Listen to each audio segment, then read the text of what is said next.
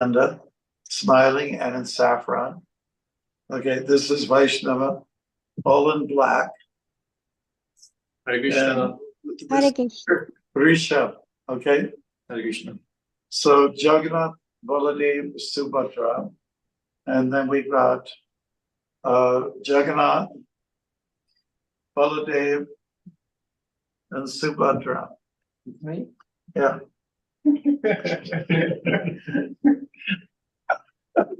Okay, great.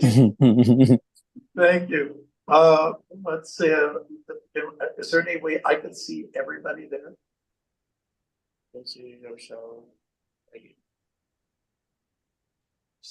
Oh, it's not going to be possible. Okay. Again, I mean, you can continue. We'll just do the best we can. Nityananda will try to horse around for a little bit, okay? So since talking about horses and chariots and things like that after all anyways. All right, so thank you very much. I like symmetry. I'm going to try to get right in the middle. Okay, right under Subhadra's lotus feet, which you cannot see. Haribol, everyone. So let us start with our pranam mantras to Srila Prabhupada, our pranam mantras to the Panchatattva, and then to Radha Krishna, and then we'll go to page 1 of the Bhagavad Gita as it is. Yeah. Okay, so you can sing along with me. Nama Om Vishnu. Om Vishnu Padaya, Nama Vishnu Padaya, Krishna Prasthaya, Bhutale, Srimati Bhaktivedanta Swami BG, Namaste, Saraswati Devi, Gauravani, Harini, Nirvesha Shashona Swami, Paschata, Vikari, Jananda, Shri Advaita Gadadhar, Srivas, Sadi Go Vind, Hare Krishna, Krishna Hare Krishna, Krishna, Hare Krishna, Hare Hare Ram Rama, Ram Hare Hare. Rama, Hare Jai, Hare Bol. Jai. Now we'll turn to page 1. And at the introduction, just repeat after me. Om Ajnanatimirandasya Om Ajnanatimirandasya Jnanam Jana Shalakaya Jnananjana Shalakaya Chakshurunmilitam Yena Chakshurmilitam Yena Chakshurmilitam Yena Tasmai Shri Gurave Namaha. Tasmai Shri Gurave Namaha. Namaha. I was born in the darkest ignorance, I was born in the darkest ignorance, and my spiritual master opened my eyes. and my spiritual master opened my eyes. The torch of knowledge. The torch of knowledge. I offer my respectful obeisances unto I I offer offer my my respectful obeisances unto him. Srila Prabhupada Ki. Jai.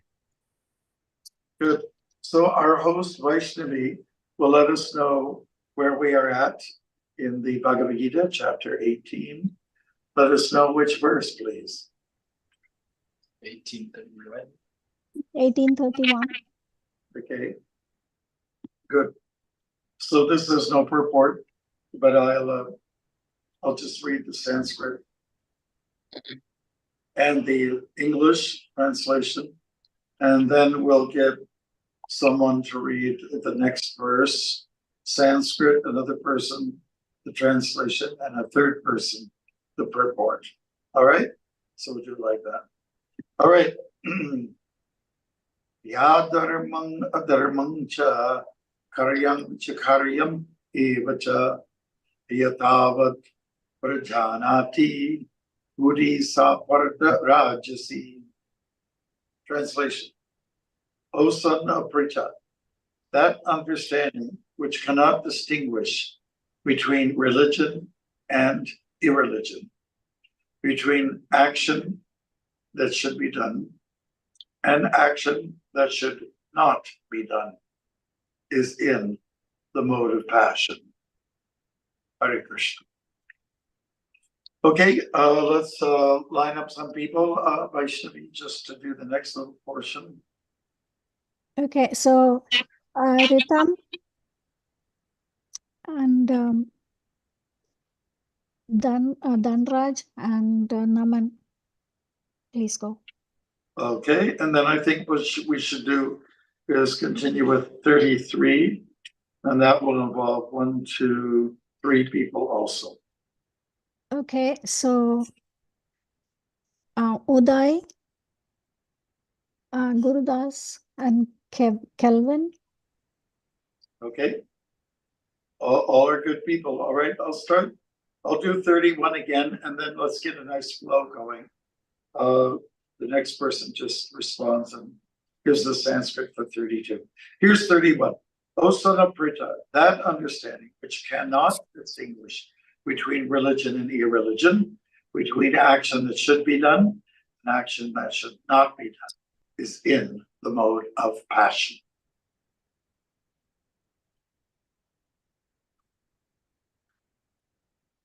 Ritam, isn't it your turn? Hare Krishna Maharaj.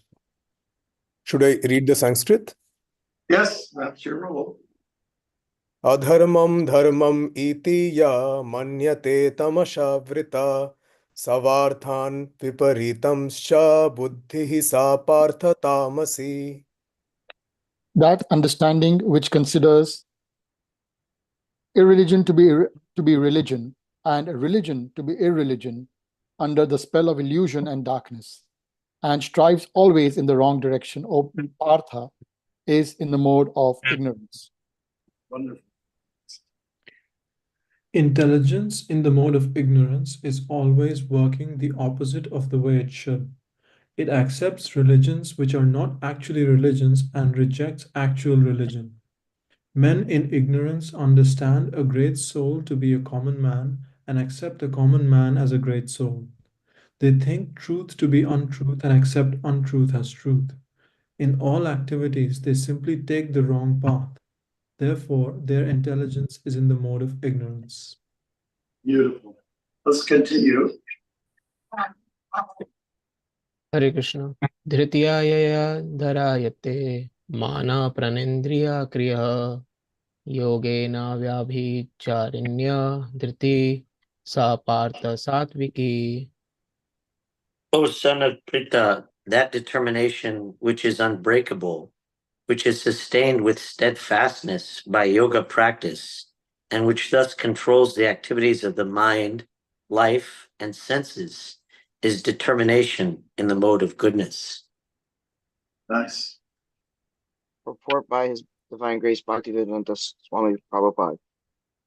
Yoga is a means to understand the Supreme Soul. One who is steadily fixed in the Supreme Soul with determination, concentrating one's mind, life, and sensory activities on the Supreme, engages in Krishna consciousness. That sort of determination is in the mode of goodness. The word avyabhicharina is very significant, for it indicates that persons who are engaged in Krishna consciousness are never deviated by any other activity. Thank you very much, all the readers and all the listeners. So we are, just on the last note that was read, deviated. It's easy to be deviated or detoured from the main objective. The main objective is to get to Krishna's lotus feet, to play an act of humility, to get out of this material world and be liberated into his domain. Now, the three energies, let's call them modes of nature, which is the term that Prabhupada always uses. They are there to play around with us, and our determination can be a little bit sideline, sideswipe, whatever you would call it. The mode of goodness is where we wish to be at, because the mode of goodness, or sattva-gun, is like the springboard whereby you can get liberated, you can enter into what's called Vishuddha Sattva, mode of goodness. In mode of goodness, you see things straight. In the mode of passion, you are crooked, cross-eyed. And in the mode of ignorance, you just don't see. You're just blind. Blind is a bat.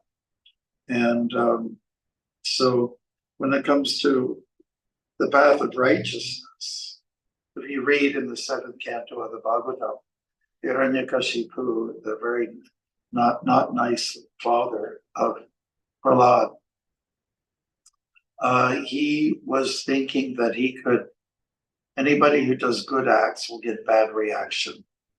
And he was trying to reverse standard policies. And anyone who does nasty actions, self-centered, they will get good reactions. In other words, he was just trying to play with karma, how karma naturally acts. He thought he had the power to be able to do that. In fact, that was his disease. He was just thinking he was God, or he could supersede Vishnu. Well, the joke was on him.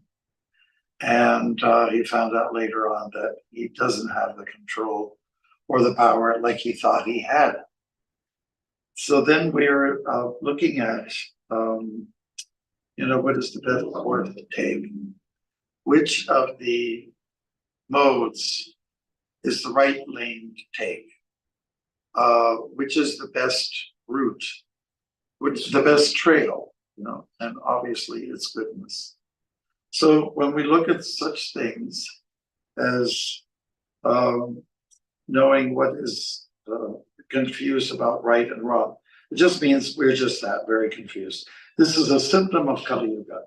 In Kali Yuga, ignorance and passion are heightened. They are magnified. So we live in that age. I mean, wow, look at some of our leaders. I look at some of our political leaders. It's like a real embarrassment. Unbelievable. Yeah, unbelievable. The language that's used, they're like kids. They're just like kids. Lacking refinement. It's really, really unfortunate that we have to go through this. There is no scope for being diplomatic. Just being gentle, speaking like a gentleman or a gentlewoman. It's really all about being crass and cold and nasty. Below the belt. Yeah. Even when they try to make certain political points, it's quite confusing for people. What did they say? What are they talking about? So it's a lack of training and saving time. We just have people like the likes of Bhaktimarga, Ramachandra, Yudhishthira, a whole list of vice traditions who got training from birth how to be good leaders. And that's what's lacking right now. Because usually the person who's the leader, and who oftentimes gets all the wins or the votes, are the guys that speak the loudest. The louder you are, loud means power. For a lot of people. Like if you talk to young people who go to concerts, yay, you don't understand anything that's being sung. It's loud, yay. Right? So I was there before. I used to do concerts. I was probably that generation where loudness was on a scale that no other generation never experienced before. But I think a lot of those musicians of that era, the 60s, they probably, if they're still alive, they probably have made like incredible hearing issues, So loudness doesn't mean it's not truth. In our little Kirtan standard course, we talk about that. Loud isn't necessarily where you'll find the touch of the truth or a real truth. It lies more in just being able to listen and take a deep breath after what you heard. That's called Shravanam. Shravanam means listen carefully. Like whenever I call Malati, if I have to call her, she said, please leave a message, slow and clear. Okay. As opposed to like when you go on some airlines now.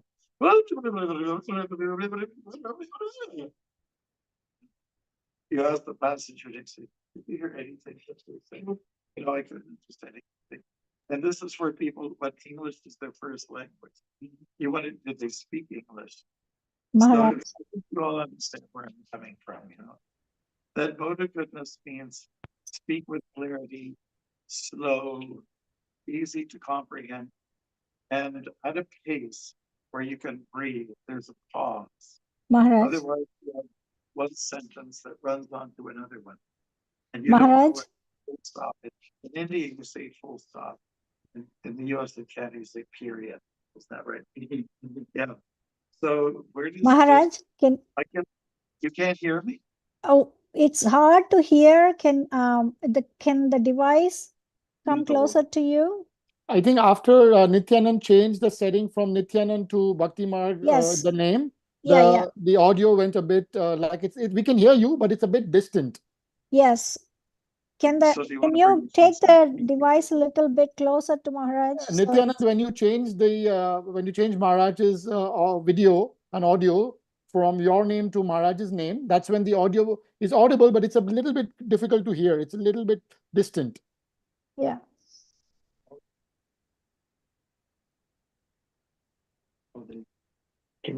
How is it now? We can Can you hear hear you, me? Maharaj, but it's not It's fine it- now. It's fine yeah. now. Okay. Okay, there's a bit of bipolar dynamic going on. I can hear you all very well. Okay, so just to summarize then. Yeah, it's better now. It's good now. Okay, just to summarize, I don't know where we left you, but loud usually indicates truth for a lot of people, but actually it is passion. And whereas when you're hearing a message and it's kind of loud and clear, like when you go to a lot of airports in Europe, they're clear. Air Canada, flight 824 is departing at gate, blah, blah, blah. You know, it's really clear. And it's, of course, it's in English, doesn't matter which country you're in. So that's mode of goodness, you know, where there's comprehensiveness and clarity, where there's pauses in the right places. A pause is really important. If you take drama, sometimes a pause is more powerful than the speech. You know, like I grew up in the 60s. I was a fan of Hitchcock, Alfred Hitchcock. And does anybody know him? Or am I just super old? Okay. He mastered sound, you know. He knew when to put in the music, when not to, and how long to pause it for. You know, I mean, he was just a master. He just grabbed you. So, and I believe that when it comes to the message of the Gita, Krishna, God is speaking. I would imagine that he's speaking in a tone and in a pace that is easy to absorb, right? So when you have a chance to, you know, like take a breath, that is in the mode of goodness before you, and you, one message is delivered, one statement by Krishna. Okay, I absorb that. Let me take it in. Okay, pause. Then another phrase comes out, and again, it's a pause. And, okay, I absorbed it. Okay, next. And if you get a chance, then you might be able to. The pause will be such that you will have a chance to ask a question, and that's really what a conversation is all about. Now, we know this is called Bhagavad Gita. That means God's chat or God's song. You know, a Gita song of Bhagawan. But we also know that when somebody who is a great singer, they usually have some chorus in the background. Some people who are doing the refrain. It's a different voice, but it kind of supports what's going on in the course, a repetition of something, right? So it makes for beautiful music, makes for good listening. And but in this case, there's a question. And sometimes musical, lyrical pieces do that too. Someone is singing a song, delivering a message, and then there's a second voice that, "Are you sure?" And so it makes it fun, like it's a back and forth thing, you know. It's really a beautiful conversation between Krishna and Arjuna.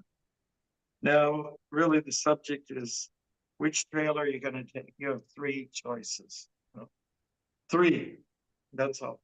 Three. So, and if clearly it reads on the signboard, goodness, passion, ignorance, then you have that choice, and it's a beautiful choice, and it's a way to now exercise your good intelligence. I'm simply reminded of the Wizard of Oz movie, and the Cowardly Lion.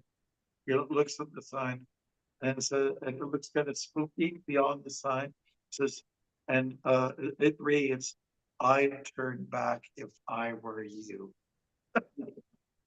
Now, go in reverse, go backwards. Okay.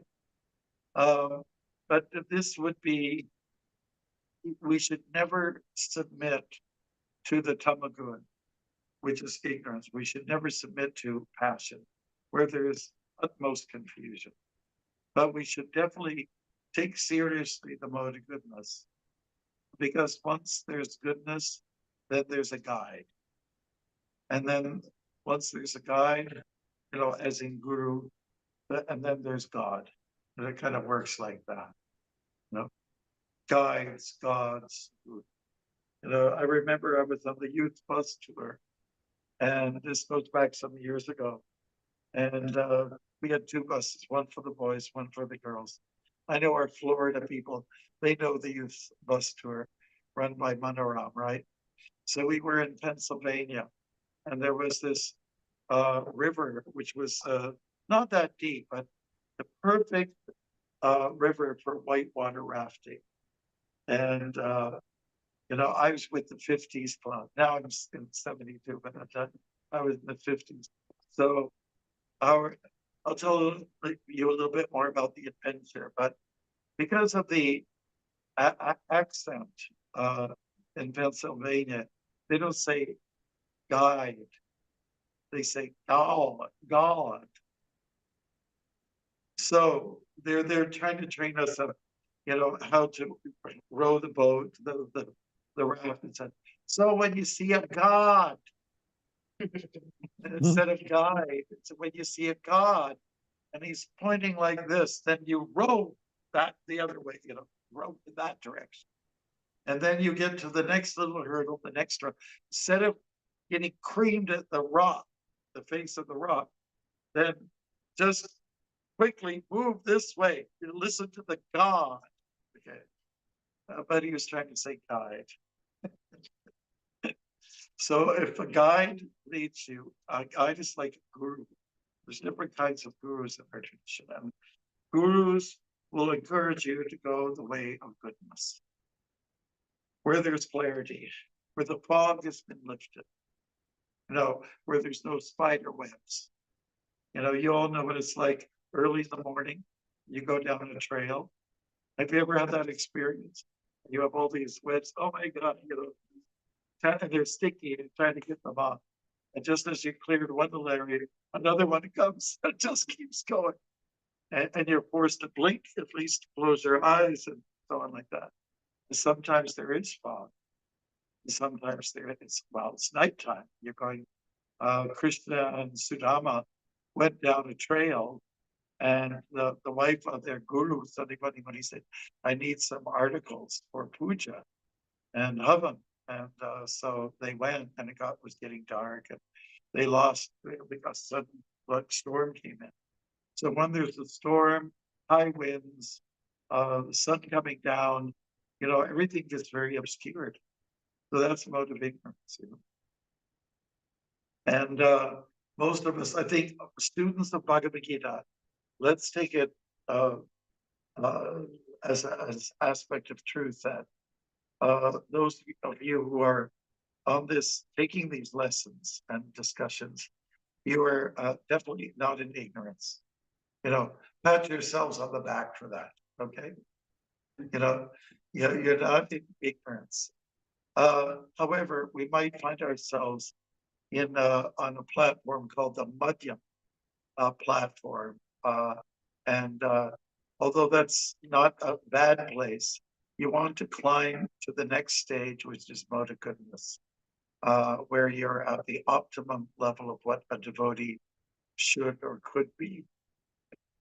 So that the terms are kanishta, that means that you've got some devotion, but you want a lot of attention. Hey, look, I'm doing really good. Looking how I'm chanting my rounds. Looking, I'm boasting. I offer all my food, and it's all organic. Blah blah blah. Whatever you want, whatever the boasting element is. You'll find that on one particular level. In passion, we find similarities. But in goodness, there's something a little different. So Kanishta Adhikari, then there's Madhyam Adhikari, and then there's Uttam Adhikari. Uttam Adhikari means when there's a lot of goodness in your life, when there's a lot of clarity, when the coast is clear, when the trail is clear. We have this, it's called the oldest footpath in Canada, and it runs from Niagara Falls up to Tobermory, just under 1,000 kilometers. And the people who manage that, they do such a good job, I must say. There's hardly trash. If there's like a fallen tree, they make arrangement to kind of clear you, or you might have to walk up and down it, but in some areas where the brush is low, they might take some of it down, And if there's been an area where there's a lot of mud, like a mud puddle, they'll arrange for put some gravel in there like that. So the coast should be clear, the path should be real easy to follow, and not with too many hurdles. Yeah. So let's make it very clear by taking to goodness. I mean, it just sounds right. It sounds right. If you talk to a bunch of kids who are high on sugar, you should be in goodness. No, we don't. If you talk to a bunch of teenagers, you should act in sattva good, motives. Oh no. I've got these hormones that are kicking around, and they're just not interested in that mode at all. And it's hard to convince them. Do you ever take time to smell the roses? Where are the roses? Well, you just passed them. It's just like they're in such high pace of life that they just can't see what's around them. So it's really, mode of goodness means to be able to see, to have a clear vision. And for that, it's good to connect with the Shastras, with the Holy Scriptures, and that will help us to move carefully at a nice place, like the pace of a tortoise, not the pace of a hare. I guess you know the story. The race between the tortoise and the hare, right? The hare, I'll tell you one more thing, then I'm going to shut my mouth. I was the Toronto Temple, this goes back about 40 years ago.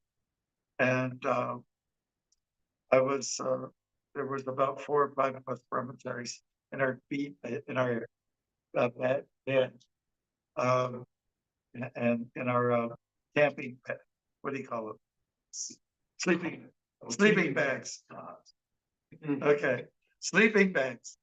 Okay, and the next morning, the brahmachari next to me said, Bhaktimarga, you were talking about the tortoise and the hare in your sleep. And I said, was I?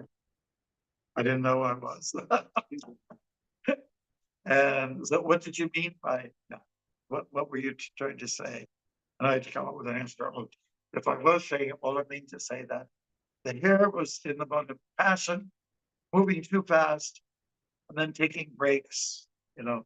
And the tortoise was acting in the mode of goodness, but just constantly going at, had a great momentum, and just kept going until he reached the end and reached the finish line before the hare. So that's what you're talking about, right? This devotee's name was Jiva Muktism. Oh yeah, that's true. That makes sense. So I don't know how Krishna helped me to come up with that so fast. So this is it. Let us be a tortoise. Let us be a kurma, you know, and be steady, move forward. If there seems to be danger, draw your limbs within the shell, and hopefully you're in good hands. Okay. I saw this clipping of, you know, some lions trying to figure out what is this turtle, and he had his head in, poked in, and his tail, and his limbs in, and he's trying to. Is it something to eat? Is it something to play with? All right. So anyways, please let's sort of open up for conversation. We actually went through 3 gunas in our discussion. And so if you like something you heard, or if something came to your mind that's worth sharing, let's do that now. Hare Krishna.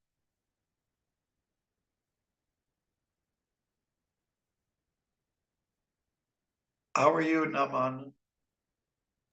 I'm very good, Maharaj. Very happy to see you. Happy to see you too. Ritam, happy to see you as well. Okay. Thank you, They're Maharaj. always ahead of us, like way ahead of us. I think it's 10-ish or something. Anybody have any questions or comments on what we've been talking about here? Hare Krishna Maharaj, Dandvat Pranam. This is Murli Das from Ajax. Oh, yes. So just wanted to reflect on text 32, where it says, "Men in ignorance understand a great soul to be a common man and accept a common man as a great soul." So growing up back home in India, I have practically seen this happening. And even now, from being, coming to Krishna consciousness, I see that there are still people, some of my friends are still sitting on the same path of ignorance.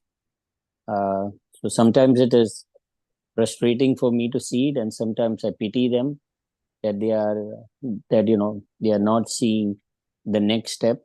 So yeah, this is so true. Yeah, thank you so much. Like a lot of people are quite caught in their comfort zone. Yeah, that's what we say all the time, right?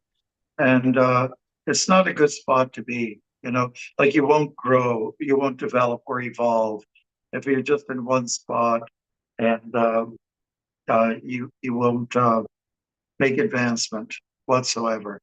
So what does it mean to get out of your comfort zone? It means to accept discomfort, right?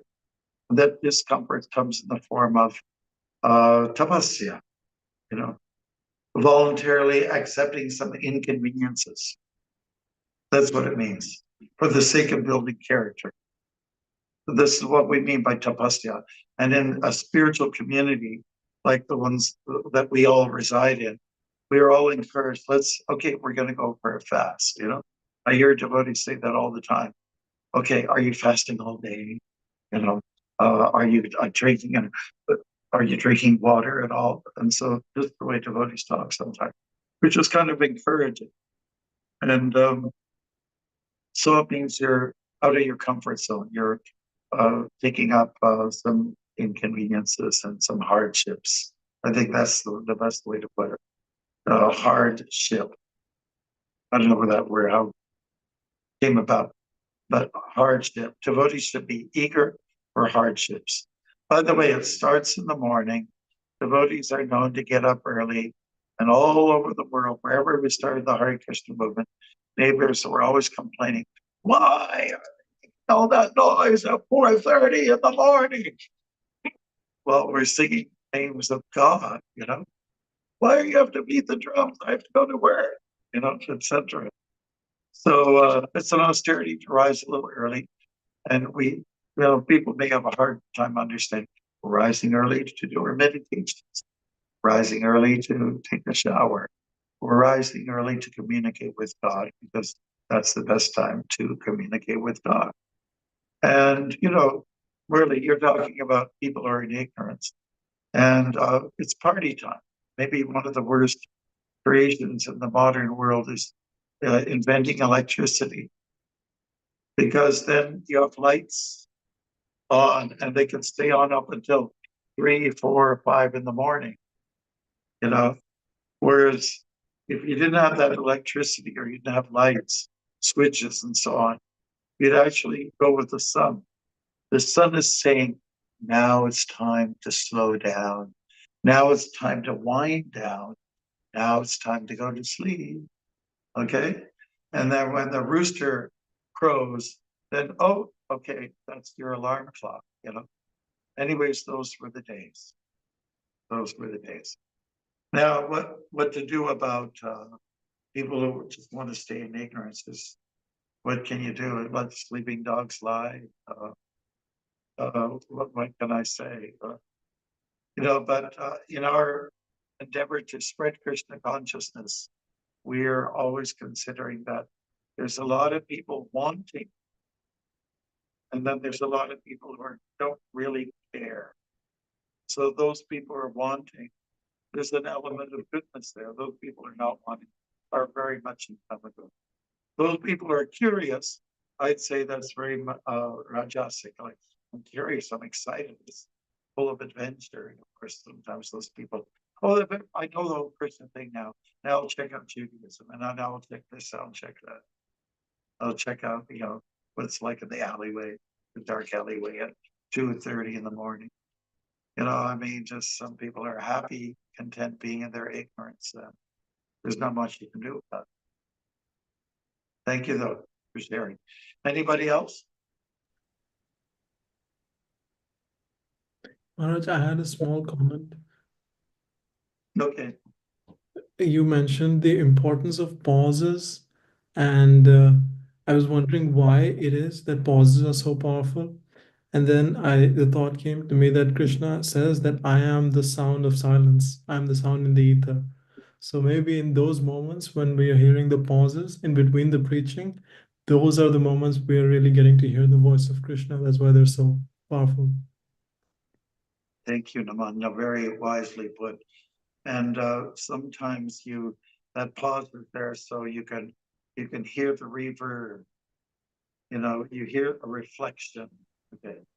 And it is a digesting. People generally say when you're eating, don't eat too fast.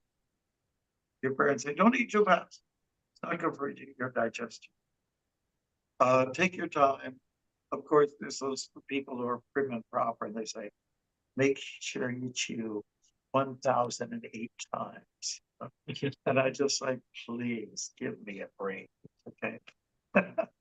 Yeah, but the pauses are important. The pauses are important. They've done some studies that men also have a kind of menopause. A certain kind of, a period in their life where you just, I guess, I don't think you have flash experiences, but there's moments where you just you're halted. Because part of aging. But when you look at the term men on pause, don't take offense, not to do, but it's when you put a man on pause. And men also put women on pause all the time, right? By behavior, sometimes anger or sometimes lack of response, like a woman is talking to her partner and said, do you hear me?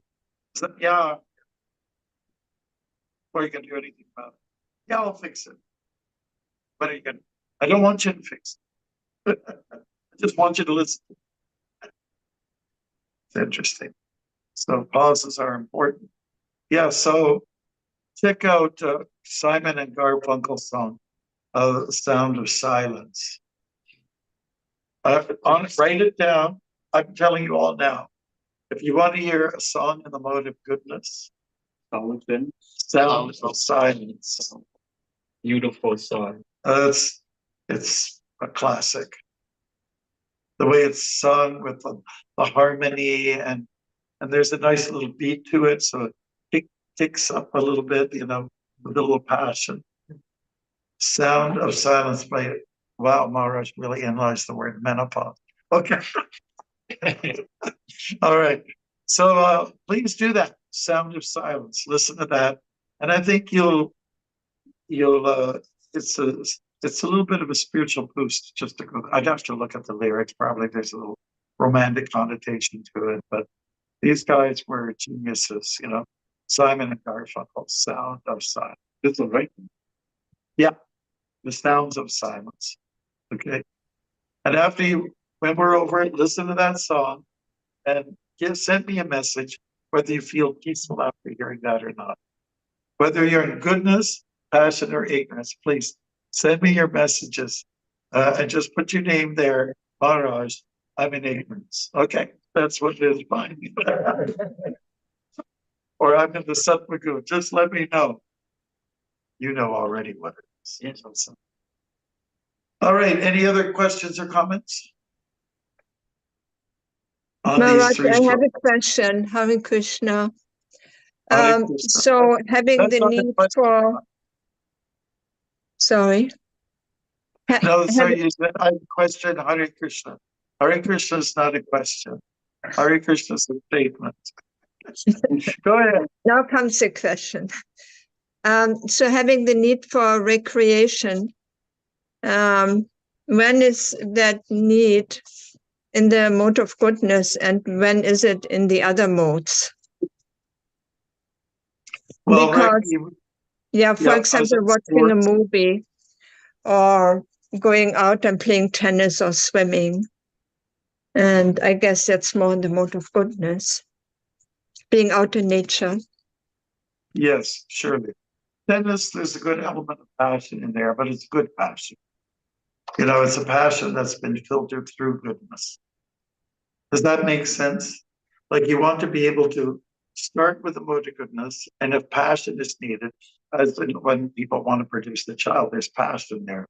But you've probably planned out, and the circumstances are like in goodness, the atmosphere is right, and a lot of people in passion when it comes to producing babies, it's not something they plan. They met somebody in the bar, and then they go somewhere else, and la di da di da. It's So I think when it comes to recreation, some people consider like boxing recreation, and to some degree maybe, but it's very tamasic. Just kind of trying to blow the other guy's brains. Football, like American football, as opposed to European football, that's also I consider very tamasic. Mode of ignorance. You can tell by the outcome. You can tell by the speed that is damage done. Like if we look at what they used to do in the Colosseum, recreation, right? Yay! So what they do is they have the gladiators were out there, and you would have to defend yourself against a gladiator, or lions would be let loose, and then people are going, look at how they're eating that person. It's so tamasic, and yet it's recreation for some, destruction for others. So if we study these three gunas really carefully, now that we're going close to the end of our studies of the Gita, we should have a good idea about these three energies and know what are their traits and qualities. If we're asking Krishna, please help me to act in goodness as much as possible. Then when it comes to the application of using passion or even destruction, there's a building, it's condemned. We got to take it down. So what is that? That's destruction. It's tamagu. A lot of rajas and a lot of tamas, right? Has to be done. It's dangerous. It's ready to fall over onto the next guy's house.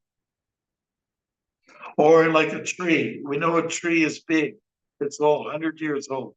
Raccoons have been living in it. It's hollow. Next major windstorm, it's going to fall on your car. So, what is that? How is goodness applied here? Well, let's think it over carefully. We have to see a little bit ahead into the future. My car is going to be damaged by this tree coming down as a result of a windstorm. So we better just eliminate, do some tree management and take it out of there, get it out of there before it does some destruction.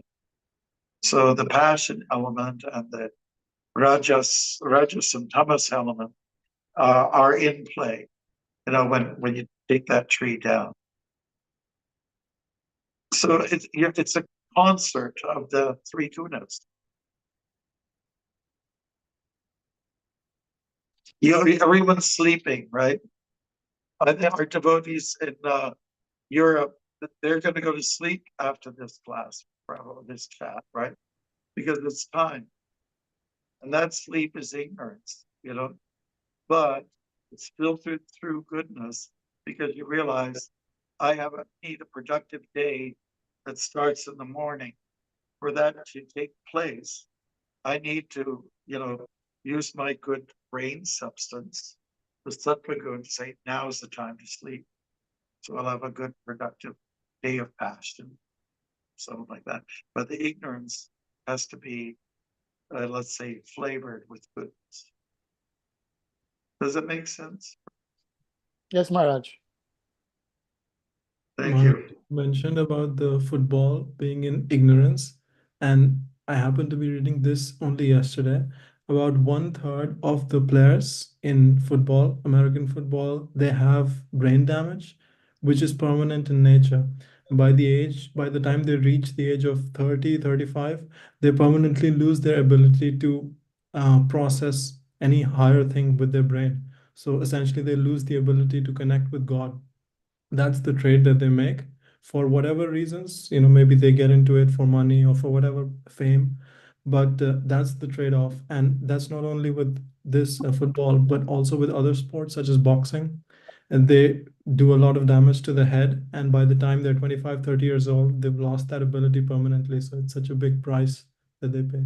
Yes. Like Muhammad Ali, people always quote him, but he actually, lost it. He's been suffering from Alzheimer's, right? He was so severe. Yeah, he was a very smart cookie. He was very bright. He was a brilliant man. And, but I guess he had too many knocks on his head that it did damage in the end. So you wonder who's really the champ. So you have to pull out of these areas at the right time. Like we have this, hockey can also be a sport that's could be quite tamasic, out of ignorance. And the champ was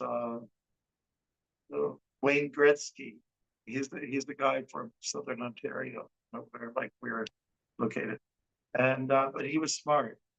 He pulled out of there so at the right time, about 35 or 40, just got into business, and he didn't get, he was just smart. He was some sattva good. Get out of there and stay. Hold the title down.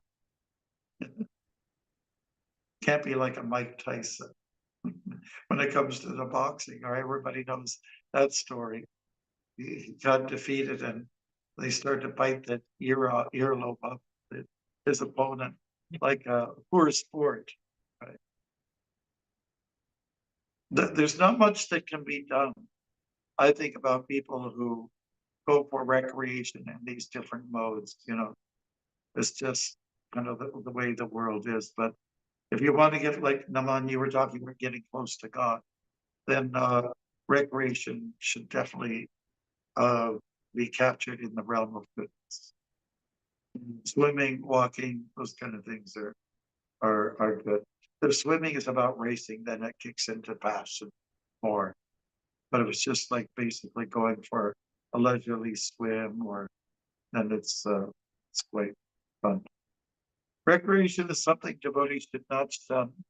we should participate in these types of things. Be a coward boy for a bit and learn the art of teamsterism, you know, which is what happens in good sports. Somebody else, do you want to give us that message? It escapes us, Anantashesh. Okay, that's what I don't like about, okay. Okay. One NFL player was diagnosed with Parkinson. Emily's choice of a career has something to do with it.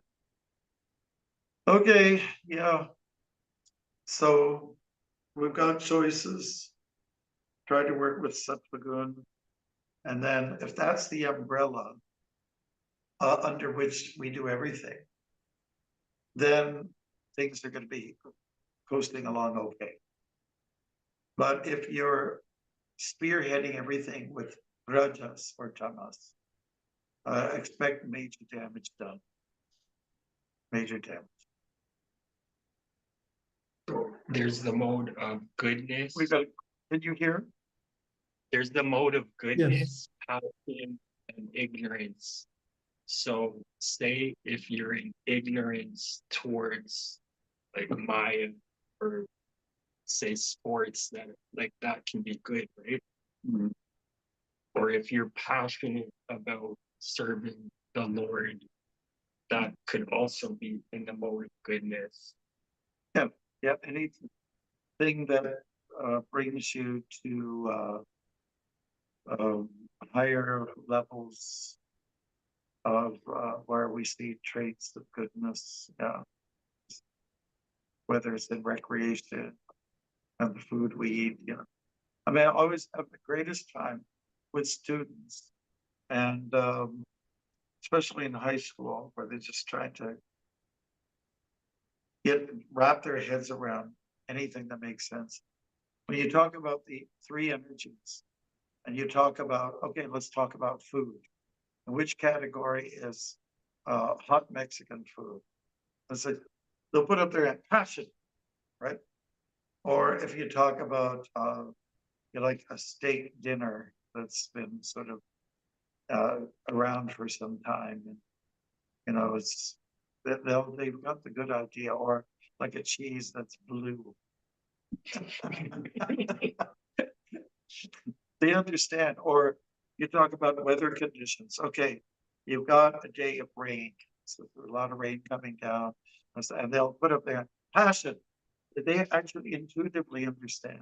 It's really amazing. Or if it's a Saturday night and you're dressed to kill, you know, you're a guy, a girl, you show most of your chest, and you know, a lot of skin, and dressed to kill. What is that passion? Like, people understand. Or like in the fall weather, like what we're experiencing now here, at least in Canada, the colors are it's very moderate temperature. It's easy for walking. There's no mosquitoes. You know, it's very much in the mode of goodness. Spring is like that too.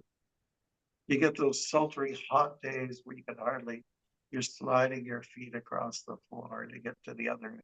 What's that? It's ignorance. They understand. Or like heavy metal music.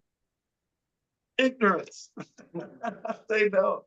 Dhanraj, you have a question, and I think. Yes, Maharaj, a quick question, because we're getting towards 6 o'clock, so I don't want to hold you up and everybody else. But I wanted to check with you, like watching a movie, you know, how do you flavor that with sattva? For example, you want to watch a movie, you want to, you know, go out with your friends or watch something on Netflix or something. How do you flavor that with sattva? How do you use your, you know, that time, which we said recreation, to give it the sattva flavor?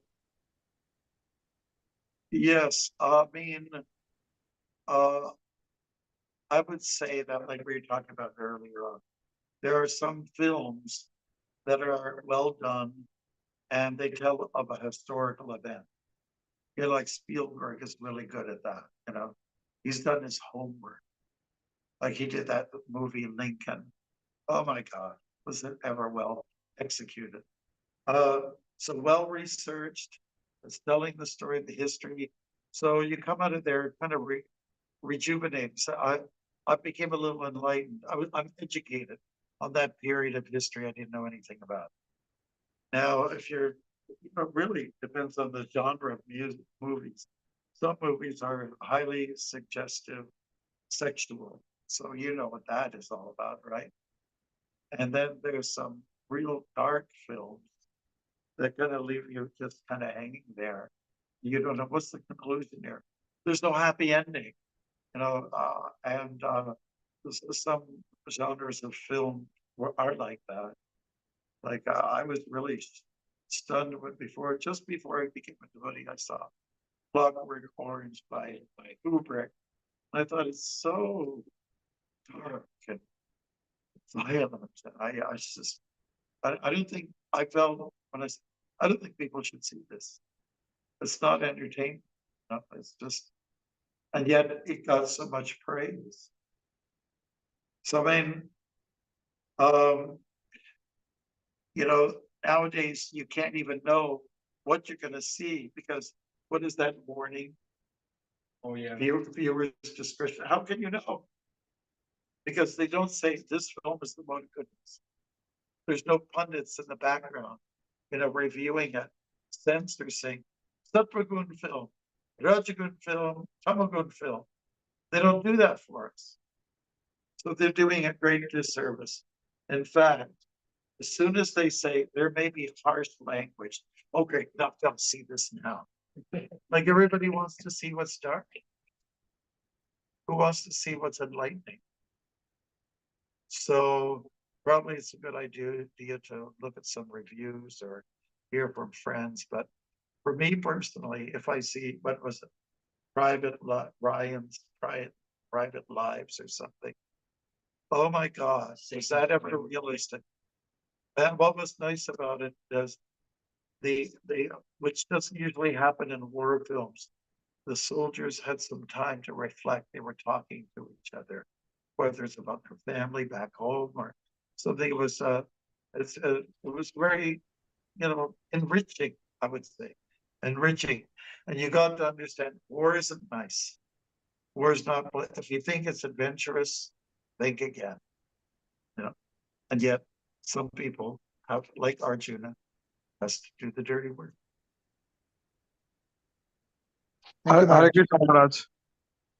Yes, I wanted to say that I heard there was a movie that I think Vin Diesel, the guy who makes Fast and Furious, he's in a movie that he's in a war and he says we're not these bodies.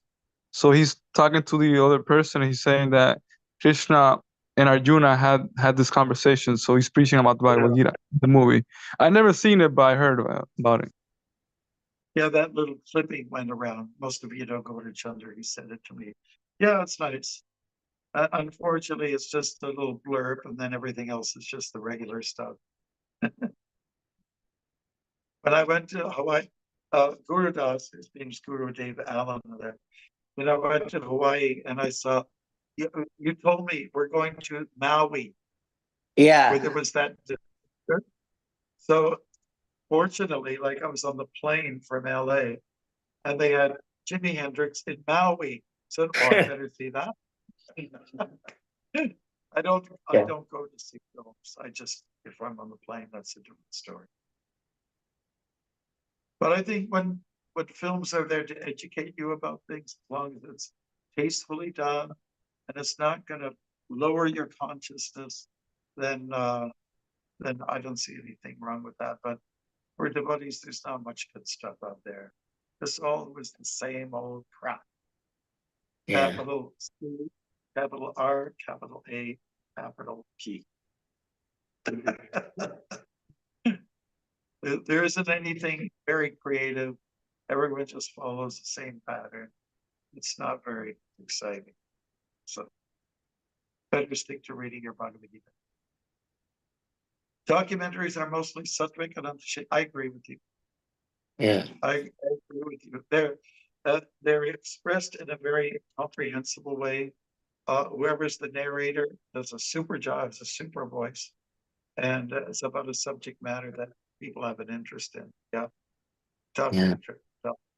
Documentaries can be very good for people. It's very educational.